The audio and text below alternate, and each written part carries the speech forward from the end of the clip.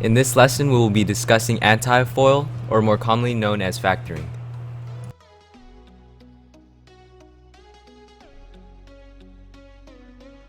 For the first example, we are given x squared plus 3x plus 2. And we want it in a term resembling quantity x plus a number times quantity x plus another number. And these two quantities become our factors. So how do we get from this expression to the factored expression? First, we take the coefficient of x squared, which is 1, and we multiply the possible values that give us 1. So this is just 1 and 1. And then we take the coefficient at the end, being 2, and we find the factors of this, which are 1 and 2.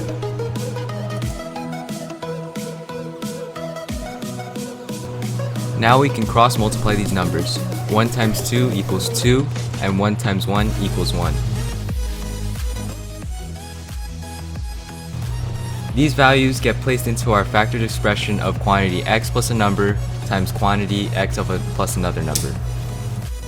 The order of how we place the values of 1 and 2 into the two factoring expressions don't matter, so you could have 1 first then 2, or 2 and 1. To check that our factored expressions are correct, we can FOIL quantity x plus 1 times quantity x plus 2. So first, x times x gives us x squared. Then multiply outer and inner, 1 times x giving 1x, and 2 times x giving 2x. Finally, multiply last. 1 times 2 gives us 2. Now simplifying this expression leads us to add 1x plus 2x equaling 3x, and this final result from foiling gives us our original expression. This shows we have gotten the right answer.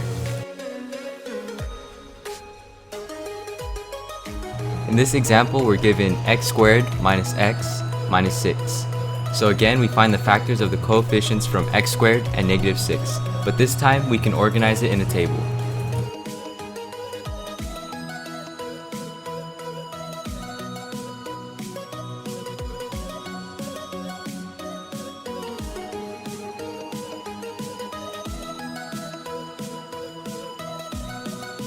Factors of negative 6 include negative 1 and 6, 1 and negative 6, 2 and negative 3, and negative 2 and 3. Now we find the sums of these values, the first one being 5, then negative 5,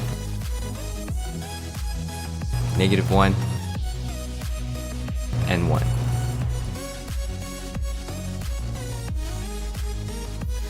Now we look for the sum that gives us the value of negative 1 from the coefficient of negative x. We find this value to be found in the third row. Our values are 2 and negative 3. We plug these values into the factoring format.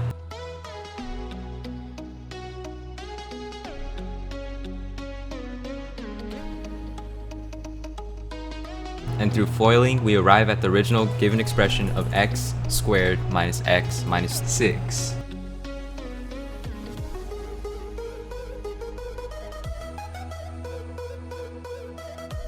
In a more difficult example, we are given x squared minus 7x plus 12.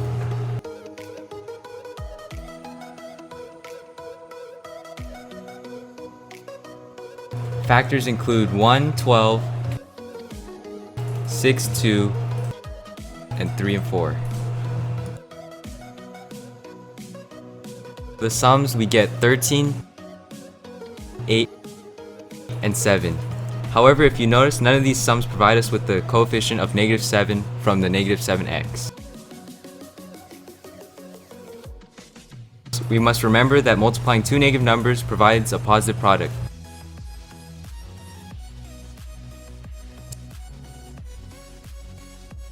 So we can change all these negative numbers to arrive to a negative 7 coefficient and remain with a positive 12.